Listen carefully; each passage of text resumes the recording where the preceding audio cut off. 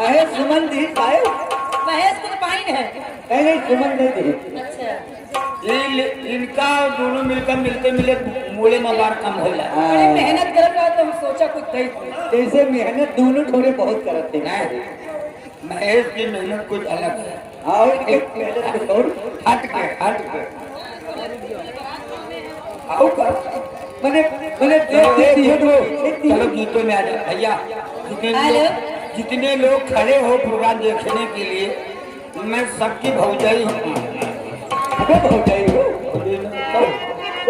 अबे तारी कौन दो हुई।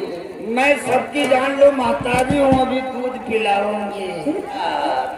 अरे बैठ जा रे गाड़ी जा रे पुरखन काट फटारा भचले वो काहे दूध पिए हो काहे दूध पिए डब्बा वाला की डब्बा वाला है मनई के दूध।